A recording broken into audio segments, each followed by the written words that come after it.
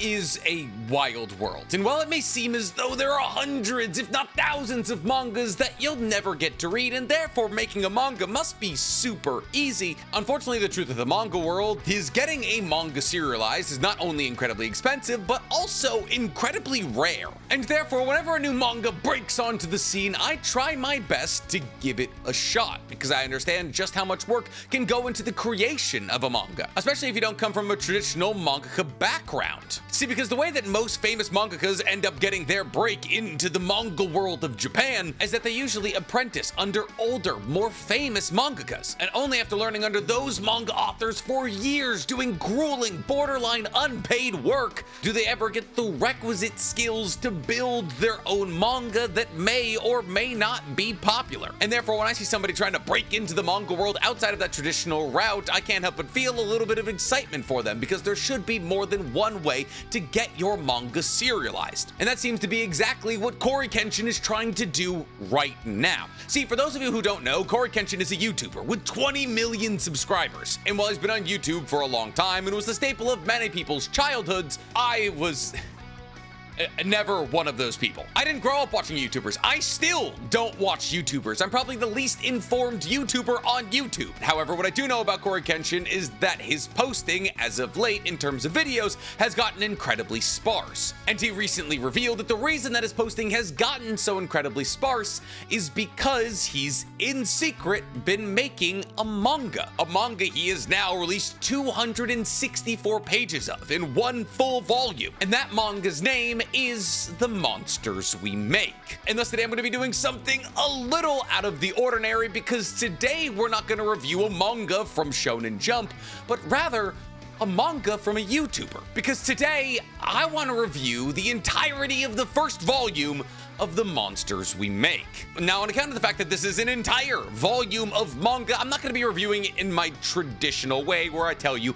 every little thing that's going on and what it could possibly mean for the future, but instead I'm going to give you a rather detailed synopsis about what happens in this first volume, and then I'm going to tell you how I feel about Cory's foray into the manga making world. Does the art style of this manga hold up against other modern manga? Are the characters compelling? Is the action well drawn? Today we're going to be answering all those questions and more, because today we're talking volume 1 of Cory Kenshin's manga explained. But before we get into all that, guys, please, for me, like this video, subscribe to the page, and hit that noti bell. But before we get into all that, today we're going to talk about our favorite recurring sponsor to the page, Fume. Fume is an industry leader in the flavored air category and is quickly becoming one of the leading alternatives to smoking and vaping. It's kickstarting a whole new movement towards better habits. But how and why? Well, Fume is an award-winning flavored air device that draws flavor to your mouth. It helps fill the void that ditching a bad habit can leave, giving you something to reach for. But it's not a vape. There's no vapor, which means you can use it anywhere. And there's no nicotine, which means it's non-habit forming. All you gotta do is take one of these flavor cores, slip it into your Fume, put this wooden piece over it, and boom, you're ready to go with flavored air of tons of different flavors. Oh, that's good, maple pepper. And all of the flavors are non-toxic, so it's all guilt-free. On top of that, as Fume is powered by your breath, there's no batteries, so nothing to charge. On top of that, its metal and wood design looks awesome and gives it weight, so it's fun to fidget with. It's got magnets in it, which make it fun to slip up and down, and it's got this little salt pepper twister thing that allows you to control how much air comes in and out of it. Fume has served over 300,000 customers, and you can be the next success story they serve. For a limited time, use my code Weeb to get your free topper. It's the perfect accessory for your Fume. All you have to do is slip it on the mouthpiece for a softer, warmer feel. It's chewable for those who love to fidget, and it's reusable. And if you're lucky, you could win one of Fume's limited edition gold-plated devices this holiday season. Again, that's tryfume.com/Weeb, or just scan the QR code on screen to grab yours now and make someone's holiday unforgettable. So what do we say, folks? It's about time we start kicking those bad habits. So, this story, Monsters We Make, opens up on a world drenched in falling rain as we stare out over a massive hyper-futuristic city with skyscrapers that are awe-inspiringly architecturally built. And while these skyscrapers are beauties to behold, it's revealed to us that none of the skyscrapers are allowed to be taller than the Sonata building. Now, the Sonata Corporation is essentially revealed to be the Amazon of the Monsters We Make world. They're in charge of technology, pharmaceuticals, education, basically everything. They're a massive monopoly that controls a fair amount of the world. And the way they were able to achieve this level of power is apparently 17 years ago, there was a 2-week-long night. That is to say, the darkness engulfed the entire globe, and for those 2 weeks, humans reverted back to their carnal nature. However, Sonata was, through some means, though nobody necessarily knows what those means are quite yet, able to pierce that eternal darkness and bring humanity back from the brink of extinction. We're introduced to 3 characters in the beginning of the story. They are David, Kaylee, and KB. The 3 of them appear to be trying to hunt down something of some sort. And it's later revealed when the angry store clerk who's manning the store that they're currently working in decides to turn himself into a monster and attack each and every single one of them individually, that the thing that they were actually hunting down was a monster, or as we'll later get to know them, a leaker. However, based off their conversation though, it seems as though this hunt for this leaker is non-sanctioned. As Kaylee says to David that their chances of winning in a battle against a leaker with no suits is basically 0. And therefore it seems as though that this mission was actually supposed to just be information gathering. But as the store clerk got pissed that these 3 were going to be in his store past closing time, he turned into a leaker and started picking them off. Starting with KB, whose corpse he whips at the retreating David and Kaylee. He then squashes Kaylee's head like a grape and claws out half of David's face. And boom, right then and there, the 3 people we thought were going to be the main characters of our story are gone. Now, the first thing that I noticed about this manga is that it's very centric around phones. Whether it be text messages, phone calls, or Be Here posts. Be Here is like the social media of this universe. We spend a lot of time either using apps, texting away, or calling people. And this honestly does a pretty good job of setting the story in its more modern feel. This is a story that, while it does take place in some semblance of an ultra-futuristic society, is supposed to ring true with Gen Z and young millennial type of thinking, speaking, and humor. Especially American Gen Z and young millennials. After Kaylee, David, and KB are torn asunder by the store clerk turned leaker, we're introduced to our main character of the story, Jabari, or JB. Jabari's father has a job that requires them to move a lot, and so in the last year, Jabari and his family have moved 3 times. They're now living in the city that this story takes place in, New Eden, as Jabari's father got a job at the Amazon of this universe, Sonata. We're then introduced to our first and possibly most important side character, Liam. Liam is seemingly a mountain of a man who may or may not commit a hate crime against Jabari immediately upon meeting him, just to immediately go against said hate crime by saving Jabari from being hit by a car that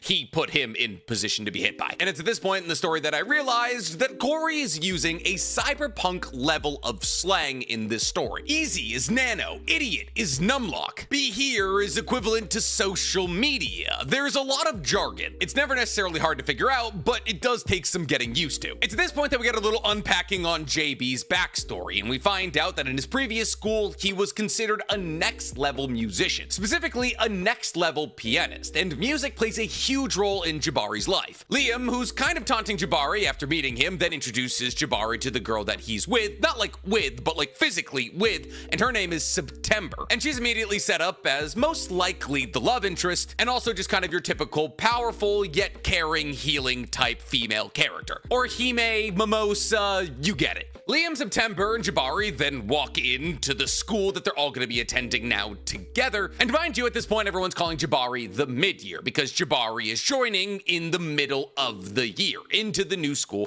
which is known as the New Eden School. I don't know if it's a high school or a college. They never really tell us, though Jabari does often refer to himself and the other people forced into what will eventually be known as the Hounds program as children. So I feel as though it's probably safe to assume that it's high school, but everybody does look very old. We then get a little exposition dump on New Eden School, and we find out that it's the most prestigious school in the land. Anybody who's anybody has gone to this school. And it's this point that I started to get, and I can't explain why, sky high vibes, but this isn't a super powered school. Well, not everybody has superpowers. And that is actually a pretty important distinction. One, from a creativity standpoint, and two, from a narrative standpoint of trying to connect it to Sky High. Sidekick. Sorry, that was like me and my college roommate's favorite movie. We would get absolutely destroyed on the Devil's Lettuce and watch it like 3 times a week. Anyways, we get introduced to another side character who never gets fleshed out as a character, at least in this volume. Kane, who is an absolute mammoth of a man, kind of looks like a Street Fighter character, and he's really good at bumping into people and really good about being upset about it until he bumps into September and has to slink away in fear, calling her an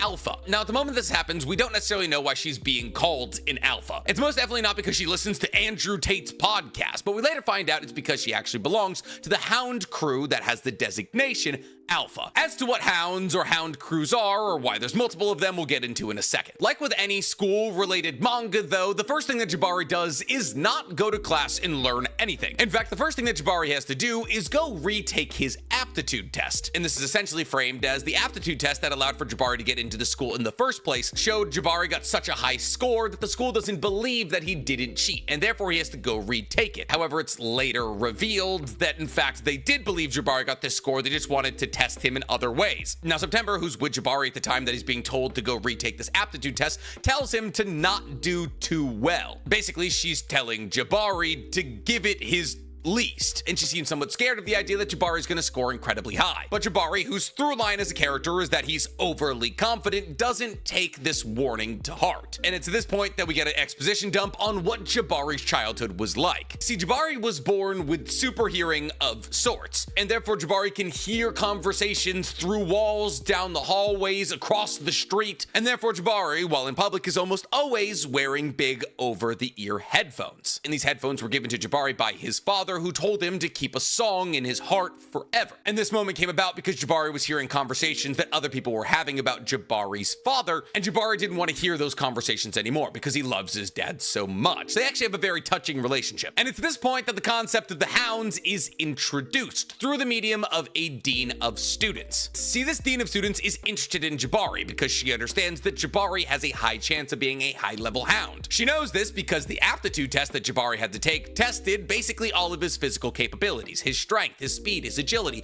his swag. I'm not kidding. They test his swag, and all I could think of while I was reading it was, and you get to play with the exaggerated swagger of a young black teen. But anyways, this dean of students tells Jabari that she wants him to join the Hounds, a group of essentially superpowered students who battle against the monsters, or the Leakers. Now, to this point that we take a step away from Jabari and we introduce another character who plays a somewhat big role in this volume, Detective Kane. See, Detective Kane is trying to research the death of the 3 children and or hounds who died in the convenience store in the first couple of pages of this volume. However, Detective Kane feels as though nobody cares. Nobody's researching these deaths. In fact, Detective Kane goes so far as to believe that these deaths are actively being scrubbed. And that's important. It comes back, but it all ties back into Sonata. Detective Kane also gives us a little bit of information that the 3 hounds who died were all EN children, or Eternal Night children, aka that 2-week period where the sun disappeared. And thus, I guess if that was 17 years ago and all those kids were born during the Eternal Night, then they would all be 17. So it is a high school. Anyways, this introduces the concept that all of the hounds are EN children. Anyways, we then cut back to Jabari, who overhears a conversation from what we'll later know as Team Alpha, where they're talking about how it's crazy that the team of hounds that went to the convenience store died, and also how it's crazy how high Jabari's aptitude test scores are. And thus JB kicks in the door and confronts Team Alpha. And immediately, one of the biggest strengths of this manga is shown: the dynamics between the important characters. See, nothing necessarily groundbreaking is being done with the dynamics between the main characters of this story. In fact, I would argue that most of the main characters in this story are overly used tropes. However, the tropes are done well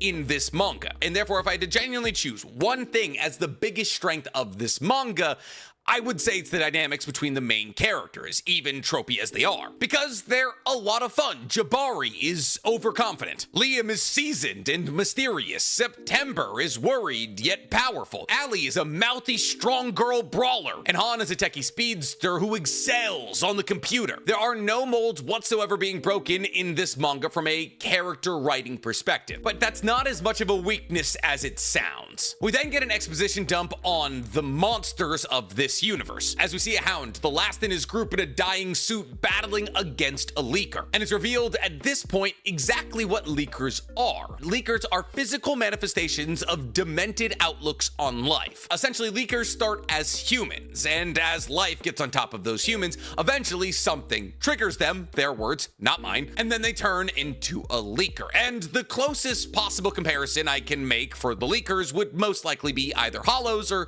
cursed spirits, manifestations of humanity's evil. But how they differ from cursed spirits is, of course, the fact that they start as humans. But hollows start as humans, so hollow's probably the more apt comparison. And it's at this point that I gotta say, this manga is very, and I mean very gory. I mean, we're talking about pretty constant AOT levels of dismemberment. There are some really, really good kills. Now, the art level isn't on the level of AOT or really any mainstream shonen manga, but it's definitely not bad. I'd say if high-tier shonen manga's right here, it's really only one step below. And what made me realize that this manga is going to be incredibly gory, outside of the fact that we saw 3 teens get dismembered by a store clerk in the first couple of pages, was after meeting Team Alpha, Jabari is once again ushered to the student dean, who upon seeing his aptitude scores knows that she needs him as a hound, and thus she shows him the truth of the world. And the truth of the world is just montage video after montage video of teens dying to monsters. And then she's like, "You want to do this, right?" And it's like, hey girl,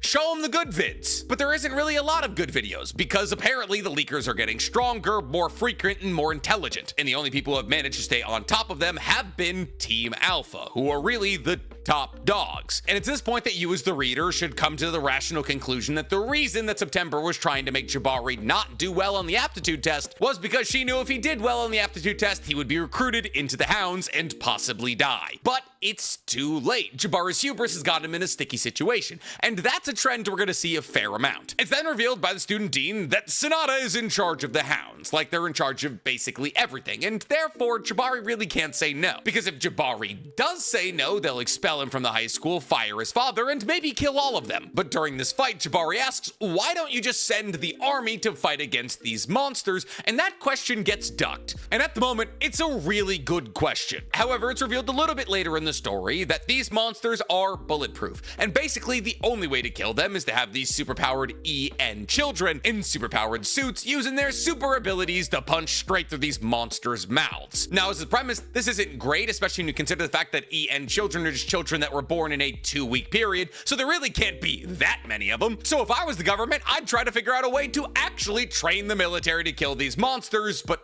I'm not the government. We then get objectively a pretty cool moment when the Dean of Students threatens Jabari's family, when Jabari does basically the Gon adult rage moment. And we see the rage of this moment is so incredibly intense for Jabari that after he's done, he explodes in a burst of power, which is really our first indicator that Jabari does have powers, and he absolutely does. His powers revolve around hearing, but more specifically, the ability to absorb sound waves and fire them, or redirect them, or amplify them. Though usually his powers are manifested through the usage of his suit, so as to how he was able to fire sound waves in all directions when he was angry with this dean, we don't really know. The answer hasn't been given to us in Volume 1. We then cut back to Detective Kane, who's figured out that a series of disappearances of EN children have happened around this one store where the monster store clerk works. And therefore, Detective Kane has decided to go investigate this monster store clerk, and he finds him. However, the monster store clerk has been joined by a sympathizer because apparently the monster store clerk has a podcast that's really popular with incels. And it's at this point that we get the backstory on this sympathizer. Apparently he's married to a terrible woman who refuses to work to help out in the raising of their child. And even though he's been busting his hump to try and put bread on the table, his wife doesn't appreciate him, and he's been fired from 3 jobs in 1 month. And so when he finally has enough, he monsterizes and kills, at least so far as we see, his wife. It's at this point when the 2 detectives start confronting the podcaster and his fan that the fan begins to monsterize, because mind you, the leakers don't always have to be in their monsterized state. They can walk around as humans. And so the 2 cops start to open fire, but bullets bounce off, which I guess is kind of why the military isn't involved. And since their pew-pews no worky, one of the detectives gets run clean through, which I saw coming from a mile away, because right as he was introduced, they were talking about how he's in love with the girl from HR, and Detective Kane gets bit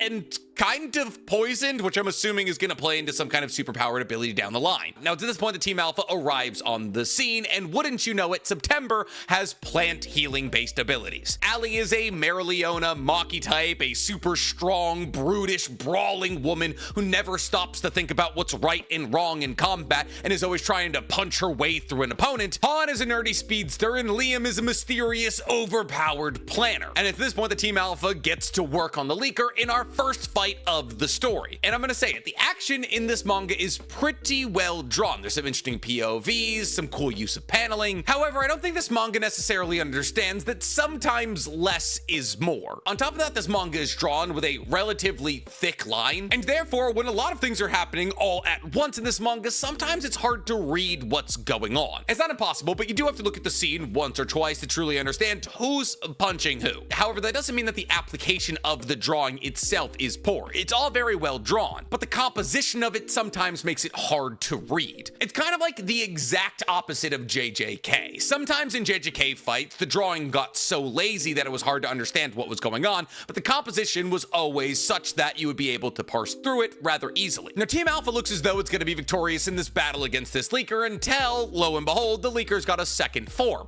It's evolving, and as soon as this thing evolves, it starts to target September, and unfortunately, and quite literally her first bit of action, September is saved by a man. Specifically, she's saved by JB. However, the only reason that she was in peril in the first place is because she was trying to protect the life of the detective. So it's not terrible, but I would have preferred that we didn't do damsel in distress quite literally in the first bit of combat we see in this manga. But we do, as JB shows up on the battlefield with his brand new abilities, and his ability is a sound wave ability, an ability that allows for him to seemingly amplify sound waves and to use them like weapons. And it's really not more complicated than that. You've seen the ability before, you understand it without me getting into the nitty-gritty of it. It's like Jiro from MHA. But what is new and kind of interesting is that all of these superpowered suits that they're wearing not only have the ability to talk to the user, but also have the ability to identify the class of the leaker they're battling against and what their one-on-one chances in combat would be of victory. And thus, JB's suit reveals to him that this leaker is Class C and that his chance of survival is 14%.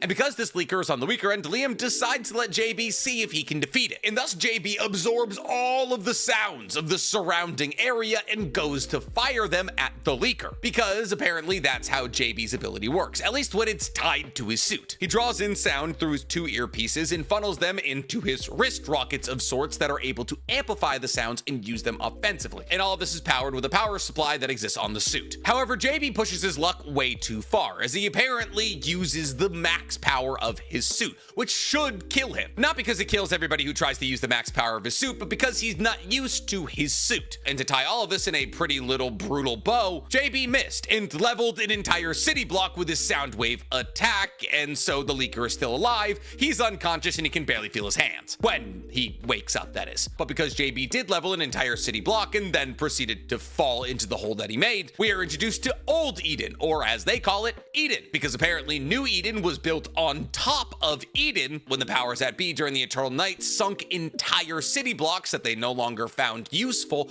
underground and built over them. So yeah, the new city is quite literally built on top of the old city, and it's all gotta do with Sedana in some way or another. They're the bad guys of this story. It's very Fire Force-ian. JB then spends the next 5 or so minutes yelling at Team Alpha about how they need him and he doesn't need them because he can go max and he saved all their lives from this leaker. And it's this point that JB's confidence starts to get a little grating, though that is intentional. See, one of my favorite things about this story is that it features a black MC, which is exceedingly rare in anime and manga. And what's even more exceedingly rare in anime and manga is that a black character doesn't have their entire character boiled down to being black. And for all intents and purposes, JB doesn't have his character boiled down to that. However, that doesn't mean that there isn't societal and cultural ties to the black experience that are subtly hinted at throughout the duration of this manga. And this moment right here is one of those. See, JB's overconfidence is supposed to seem grating because JB is a living example of the foil of how people in the early 2000s, 90s, and earlier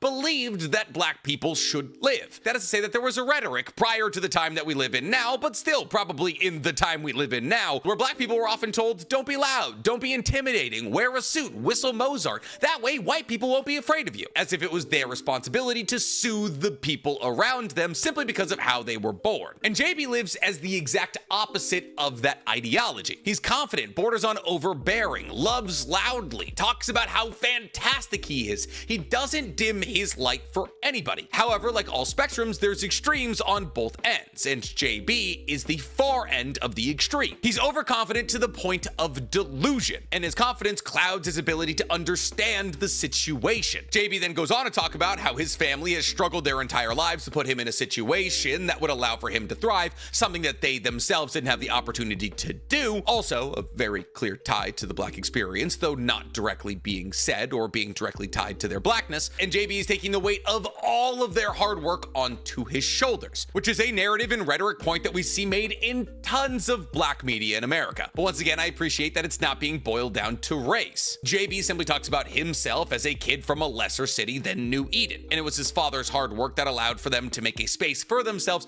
in New Eden so he could try to live the highest level of life that he himself could with his father's blessing. But because JB feels all of the weight of all of the struggles of the people who came before him, the pressure of joining this new high school where he thought he was going to be a musician, but rather finding out that he's been enlisted to kill monsters with strangers, causes JB to kind of freak out and kind of become grating. And thus Allie, or Alicent, humbles him pretty quick by laying him flat on his back with a series of punches, as all of Team Alpha tells JB, hey man, we get that you don't want to be here.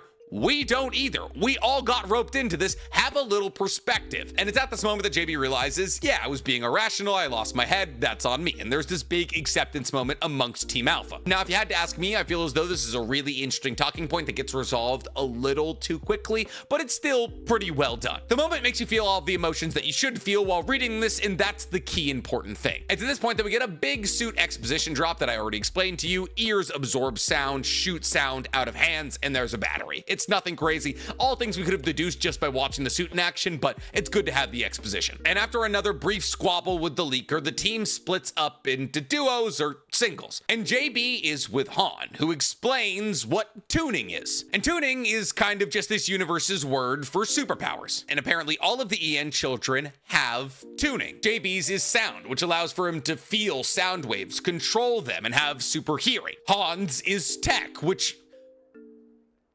makes him good with tech. But don't worry, it doesn't get more creative from there. Alicent's is raw power, which makes her powerful. September's is also nothing new, as her tuning is nature, which allows her to control nature. And while nobody knows Liam's tuning, Han speculates that it's something like premonition, as Liam always seems to have some kind of plan on the battlefield, and they always come out unscathed from combat. And while Han is giving this exposition to JB, Allie finds the leaker and begins to fight it one-on-one, even though Liam tells her not to. Because remember, she's Mereoleona, she's Maki, she's Bakugo. She only believes in the power of these myths. And while the beginning of the fight goes well for Allie, as she seems on par with this leaker, slowly but surely she begins to accrue damage, and we see that the suit is able to repair damage, but it doesn't seem very comfortable. And thus, unfortunately, as these fights go, eventually Allie is put into a situation where the leaker's about to kill her, until she's saved by JB and Liam, which once again, not a great track record. However, what I do appreciate about this manga in this moment is that while JB and Liam fly in to save the day, as the woman is apparently too weak to win this fight on her own, it is established that Allie did a bunch of damage to this leaker, and therefore it is substantially weaker than it would be if it hadn't fought against her. And therefore you can make the argument that none of the members of Team Alpha would be able to defeat this leaker on their own, but Liam then later talks about how he'd be able to defeat this leaker on his own, so you know. Alpha Team then engages the leaker as Liam cuts off some of the leaker's 6 arms. JB charges up another max drive, but before he can fire it off, the leaker turns around and throws stuff at him. We don't really see this action happen. It's another one of those moments where sometimes things will happen in this manga, but they're not necessarily shown. Like, we'll just miss like one panel. It's nothing serious, but it can be kind of confusing. And JB is about to be eviscerated by the debris thrown by this leaker, but September saves him. However, while September is focused on saving JB, she doesn't focus on saving herself, and the debris is about to hit her in the eye, but JB saves her. So, all evens. And thus, now that he's saved and has time to fire up his maximum pulse, JB is able to eviscerate the leaker, but in the moment that the leaker is eviscerated, JB gets flashes of the guy's life, the guy who turned into the leaker. And this doesn't sit well with him. I mean, he just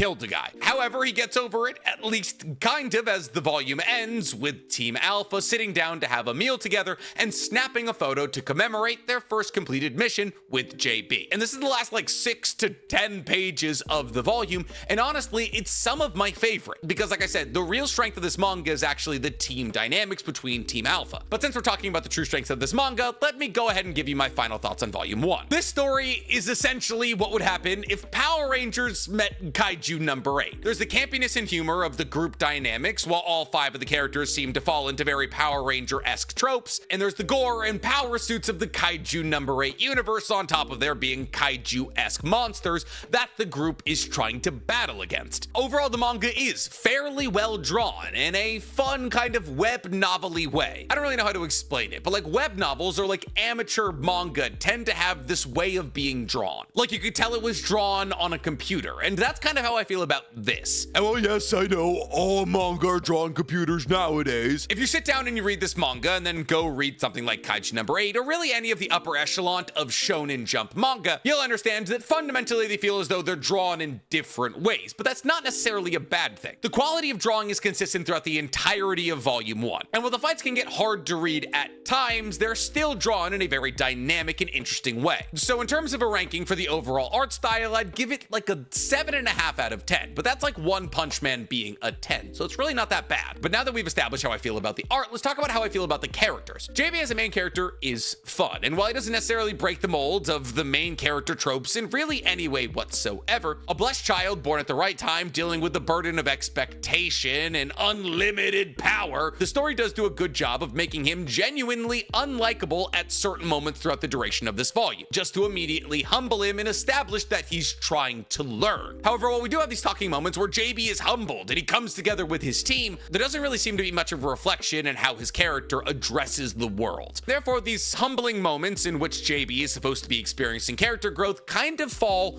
a little flat. But that being said, like I've said multiple times, the strength of this manga lies in the characters and their dynamics between each other. Because from an individual perspective, none of the characters in this story are all that interesting. They're all characters that we've seen 100 times before. However, what makes this story an interesting read is watching how these characters, who we've all seen 100 times before, interact with each other, as they make fun of each other, as they punch each other, as they learn to love each other, as they hang out with each other. They become a group of friends that are genuinely very relatable. And thus, while on an individual basis, I don't find any of the characters all that compelling, when they come together, they get a little piece of my heart, and therefore I would give the characters something like an 8.2 out of 10. But enough about the characters and the art, let's talk about the truly most important thing when consuming a manga: the story. And the story is interesting. Like I said earlier, it's very Fire Forcean. There's a giant mega conglomerate that controls basically everything in this post-apocalyptic world. And while the world doesn't necessarily seem post-apocalyptic, that's because this mega conglomerate was able to snatch the world out of that post-apocalyptic scenario. However, this mega conglomerate are actually the true bad guys of this story. However, unfortunately, this Fire Forcean style story isn't done as well as Fire Force. Any person with at least one eye or the ability to read Braille and a 4th grade level of reading comprehension could tell you that Sonata are the bad guys of this story. And I could tell you that genuinely from like the 2nd page. In Fire Force, the Holy Soul Temple and being tied to the Great Cataclysm is a genuine plot twist. However, there is a clear power system at play, the enemies are ranked and categorized, there's a fair bit of gore, and therefore, while the story is a bit formulaic, it's well done. So overall, from a story perspective, I'd probably give it a 7 out of 10. And therefore, overall, it's a pretty fun read. If you enjoyed Kaiju number 8 or Fire Force in the past, you'll enjoy this story. And in a time where fan artists can't even draw Okaroon as black without backlash from the entirety of Twitter, to the point where these fan artists have to delete their Twitter pages, I think a story like this that features black MCs without making a big deal about featuring black MCs is incredibly important. And therefore, I would give this manga a 7.8 to an 8 out of 10. Volume 1 is available on the Monsters We Make website, and when you buy it for like $14.99, you not only get a digital copy, but also a physical copy of the first volume. So yeah, if you're looking for a new manga to read or possibly a new universe to get ingratiated into, I'd recommend this as a pretty fun read. But I'm curious to hear from you guys. Have you read this manga yet? And if so, do you agree with the points that I've made? Tell me about them in the comments below. And while you guys are down there, please, for me, like this video, subscribe to the page, and hit that noti bell. And Cory, if you're watching this, come on Anime IRL. I don't bite. I lied. I do bite. It was a problem. It's cool.